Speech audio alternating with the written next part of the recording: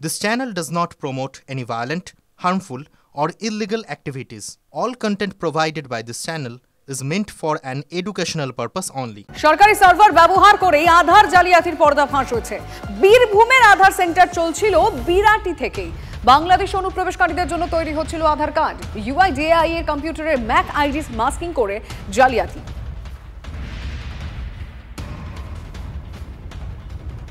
এতদিন রাজ্যের বিভিন্ন জায়গায় আধার কার্ড জাল করা চক্রের ঘটনা সামনে আসছিল, আর এই প্রথম জালিয়াতির মাধ্যমে আসল আধার কার্ড তৈরির চক্র সামনে এলো, যেখানে বীরভূমের প্রত্যন্ত গ্রামের কোনো একটি আধার সেন্টার তার যে ল্যাপটপের ম্যাক আইডি সেটাকে যেমন ঢেকে দেওয়া হচ্ছে, তার পাশাপাশি সেই ল্যাপটপের যে লোকেশন, অর্থাৎ আধার কর্তৃপক্ষ যখন কোনো আধার সেন্টার তৈরি করে তখন একটি নির্দিষ্ট ল্যাপটপকে স্বীকৃতি দেয়, তার লোকেশনকে নির্দিষ্ট করে দেয় এবং সেখানেও একজনের ফিঙ্গারপ্রিন্টকে অ্যালাউ করা হয়।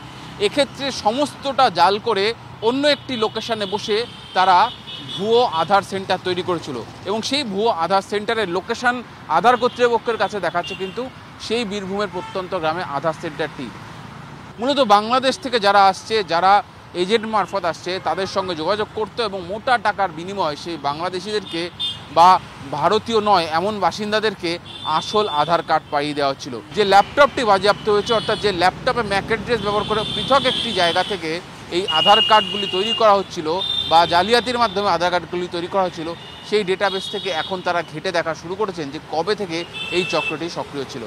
আমরা সুদীপ গুচাইতের সঙ্গে সুজয় পাল, TV9 বাংলা, কলকাতা। আধার জাল চক্রের পর্দাফাঁস। বীরভূম থেকে STF এর জালে 2 এখনো অধরা জাল আধার চক্রের মূল পাণ্ডা সহ অনেকেই। জালিয়াতি করা হয় সার্ভার লগইনের ফিঙ্গারপ্রিন্টও বদলে ফেলা হয় GPS লোকেশন। খবর STF সূত্রে। সরকারি সার্ভার ব্যবহার করে এমন জালিয়াতি বেনজির। সরকারি ব্যবস্থার মধ্যেই লুকিয়ে জালিয়াতির শিকড়। তদন্তে গোয়েন্দারা। কি কারণ কি জানেন না? বলেও নি কিছু? না, ওনারাও কিছু বলে নাই, ও কিছু বলে নাই। কখন এসেছিল? 11টা পরে, রাত্রে 11টার সময়। কারা এসেছিল? ওনারা বললেন আমরা STF এর লোক। STF এর লোক? হঠাৎ করে কি কারণ কিছু বলেনি? না, আমাদের কিছু বললো আমরা STF এর লোক, আমরা দুর্গাপুর নিয়েছি।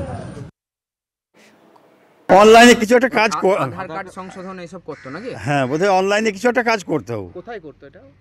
করতে হবে বোধহয় গ্রামে, কোথাও কোনো জায়গায়, এখানে পাড়াতে ঘরে দিক সেদিক করে করতে হবে। দোকান রয়েছে তো নাকি এখানে? না, ওর নিজস্ব দোকান নাই।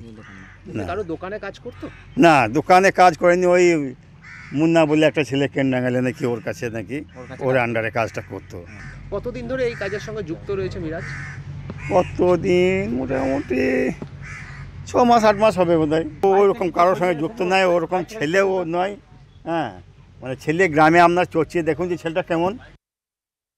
এই মুহূর্তে রাজনৈতিক মহলে এই নিয়ে তো প্রশ্ন উঠতে শুরু করেছে। বিজেপি বিধায়ক শঙ্কর ঘোষ কি বলেছেন, তৃণমূলের তরফে মলয় মুখার্জি কি বলেছেন শুনবো, কিন্তু সাইবার এক্সপার্টের বক্তব্য আপনাদের সামনে রাখবো। সাম্যজিৎ মুখার্জির সঙ্গে আমরা কথা বলি, শুনবো তার বক্তব্য। এই রাজ্যের মানুষকে রুখে দাঁড়াতে হবে এবং সেটা সমবেতভাবে করা দরকার, না হলে এই ধরনের নোংরামো এবং উইপোকার মতন পশ্চিমবঙ্গটাকে ভেতর থেকে শেষ করে দেওয়া অনুপ্রবেশকারী এবং রোহিঙ্গাদের মাধ্যমে, সেটা পশ্চিমবঙ্গের মানুষের ক্ষেত্রে আমি বারবার করে বলি, মমতা ব্যানার্জি আর কিছুদিন ক্ষমতায় থাকলে পশ্চিমবঙ্গের মানুষকে নরক দর্শন করতে হবে, এটা তারই একটা উদাহরণ।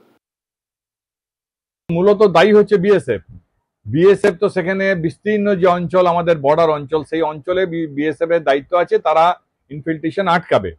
কিন্তু সেখানে তারা রীতিমতন যোগ সাজস করে লোকগুলোকে ঢুকিয়ে ফেলছে। কাজেই সেই লোকগুলো তো মানুষের মধ্যে মিশে থাকছে, তাদের তো আলাদা ভাষা, আলাদা রং, আলাদা বর্ণ নয়।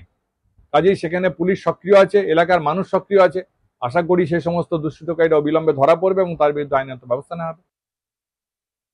আধার card is a right now মানে কি বলবো, সোনার থেকে দামিও একটা জিনিস আমাদের অ্যাজ এ ডকুমেন্টস, কারণ সেটার মধ্যে সব কিছু কানেক্টেড। সেখানে যদি এরমভাবে চেঞ্জ করে দেয় বা যারা ইউজ করছে সরকারের অজান্তে, এটা একদম ডেফিনেটলি, কারণ এটা রিমোট পজিশনে কাউকে সে যখন করছে তার সিস্টেম কম্প্রোমাইজ হলে তার পক্ষে এটা বোঝা সম্ভব না, বা অনেক ক্ষেত্রে তারা নিজেরাও হয়তো কোনো রকমভাবে জালে পড়ে গিয়ে তাদের অ্যাক্সেস দিতে হচ্ছে, এটাও ঘটতে পারে। কিন্তু এগুলো বিভিন্ন রকম টুলসের সম্ভব, যেগুলোকে মার্কস করে দেওয়া সম্ভব, স্কুপ করে দেওয়া। আমরা দেখছি ফোনের সিমের যে ফোনের যে IMEI নাম্বার সেটা স্কুপ হয়ে যাচ্ছে। আগে জানতাম ফোনের নাম্বার স্কুপ হয়, কিন্তু এখন IMEI নাম্বার চেঞ্জ হয়ে যাচ্ছে, লোকেশন স্কুপ হয়ে যাচ্ছে।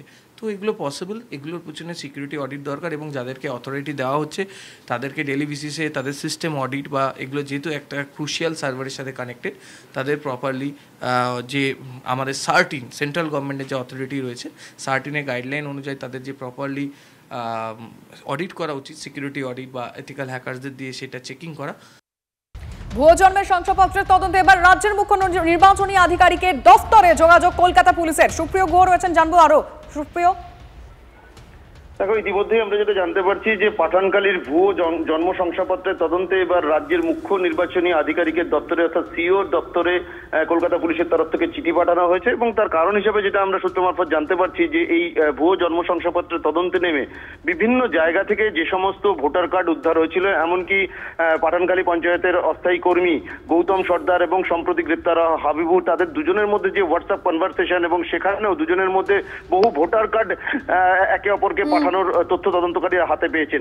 তো কোথাও গিয়ে তদন্তকারীরা যেটা অনুমান করছেন যে এই সমস্ত ভোটার কার্ডগুলো অর্থাৎ যারা ভুয়ো টাকার বিনিময়ে জাল শংসাপত্র জন্ম শংসাপত্র বানিয়েছেন তাদের যে সমস্ত ভোটার কার্ডগুলো উদ্ধার হয়েছে সেগুলোও জাল হওয়ার বা ভুয়ো হওয়ার একটা সম্ভাবনা রয়েছে।